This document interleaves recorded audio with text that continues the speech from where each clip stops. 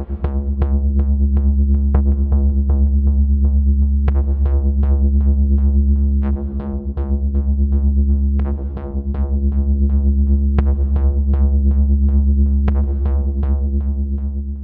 folks, I'm Spencer, and on today's episode of Cult Mania we're looking at a film that is billed as being the only British acid western ever made, Day of the Stranger.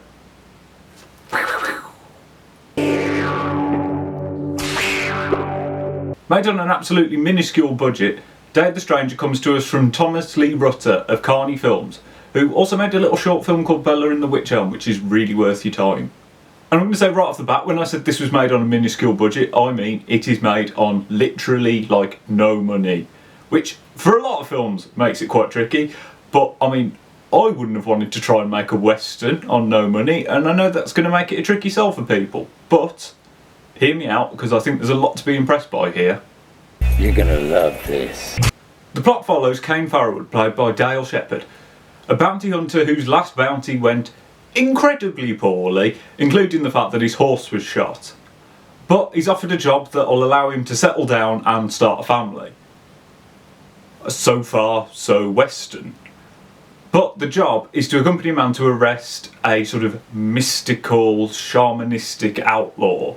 And it's once we get into this side of the film that surrealism starts to play a much bigger role, and you start to get the acid part of acid western. You can tell that the filmmakers, clearly love this genre, and, most people will know acid westerns from El Topo, and there are some clear, nice little points of reference there. The acting in the film can vary quite a bit. I think you can tell that people are coming to the film with a little bit more of a difference of perspective on the tone of the film. Some people seem to full on go for it a little bit more than others who are perhaps trying to give a slightly more realistic performance. But that does come with the fact that everyone is fully committed to the film. No one looks like, they're just doing it because they want to. Everyone gives a full-bodied performance, even if it's not always to the same level of full-bodied. I think a lot of the scenes between Cain and the stranger, played by Gary Baxter, work incredibly well. I think they really seem to bounce off one another well. I think this is helped by the fact that dialogue in their scenes is a little bit more minimal and feels that bit more scripty in a good way. I mean, westerns at the best of times can have incredibly strange dialogue, let alone in an acid western. And I think especially because the stranger speaks in this sort of mystical way, lines feeling a bit strange just seems to work, and I think it suits the style of acting that both those characters and both those actors are going for.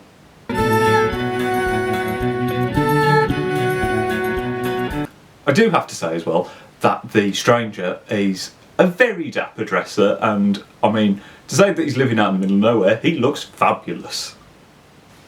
The cinematography in the film is incredibly ambitious. It's been shot in widescreen, and you aren't just getting, wide, medium, close-ups that you get in a lot of lower budget films. I mean, some of the stuff here really impressed me. I mean, there are some gorgeous close-ups, especially of people's eyes. And the entire film's been colour graded in this incredibly saturated, bold colours. I mean, there are some points, this is a really nerdy moment, I'm sorry, but the sky just looks amazing. It's this sort of tealy blue, and it just looks really good. They've also overlaid a lot of film grain and film scratches over the digital footage, and I think this really helps lend itself to feeling like an homage to older films, to acid westerns and just westerns in general. This also helps overcome one of my biggest issues with the film as a whole, which is that it's shot on low quality digital. This is not a fault of the filmmakers, this is a fault of digital technology. I don't know what it is, it just does weird things to the way people move, and it hits you really early on. It's one of the first things that I noticed, and it just sort of sends a bit of a...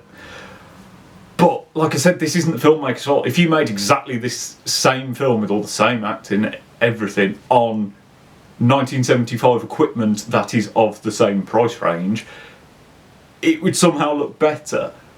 And I think it's testament to the fact that it's been shot so well and so ambitiously, and the grading and the grain and everything helped me get over that. It only took a couple of scenes and I was like, I'd stopped noticing the jankiness of the footage.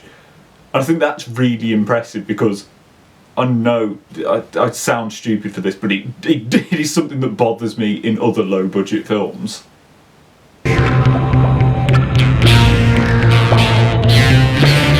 The film's not incredibly heavy in terms of effects work, but especially on the practical side, what is there is really good.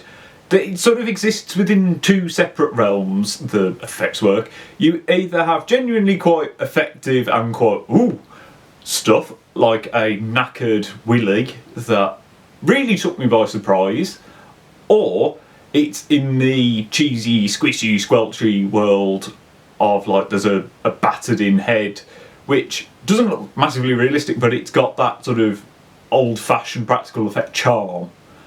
And I mean, it doesn't matter which version the effects exist in. They are just, they're nice little moments. I always looked forward to the next bit of squelchy effects work.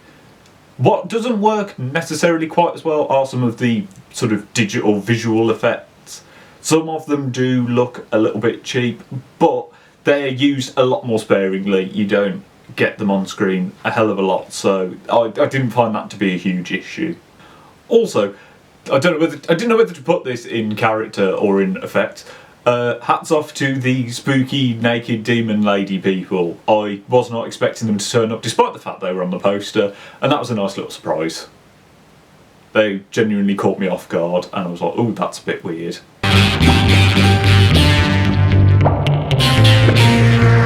Another thing that I really liked about the film was the film's soundtrack, created by Craig Barry. It's got this lovely mix of sort of twangy guitars, your Morricone style stuff, and weird, squelchy synthesizer-y stuff. And it really leapt out at me early on. It made me sort of sit up and take note, and I think that's really impressive. It does help to elevate the tone of the film. And I would actually quite like to listen to it outside of the film and see how it works there.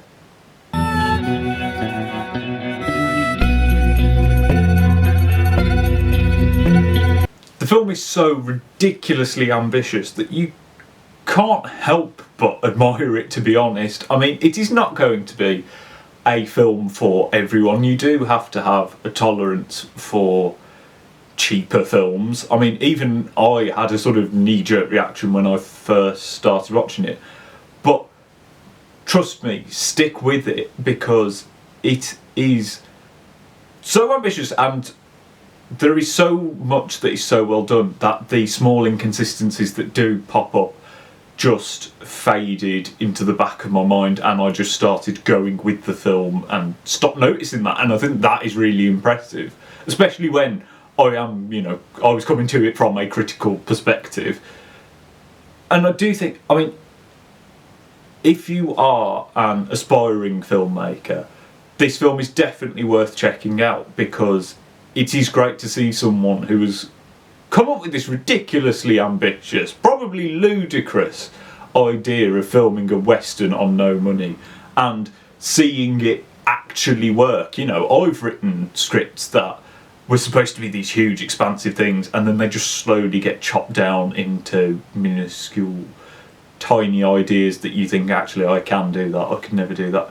You are watching someone here just go, that big stupid thing I said I was going to do, yeah, I've done it. And that is so inspiring to see. And it does, and I think it is an enjoyable film outside of that. I'm not saying that you have to be a filmmaker to watch it. I think it is incredibly enjoyable. You just got to know what you're going into. But that's just my opinion. Does Day of the Stranger sound like something you want to check out? Let me know down in the comments. Like and subscribe so you don't miss any more videos, and I'll see you next time.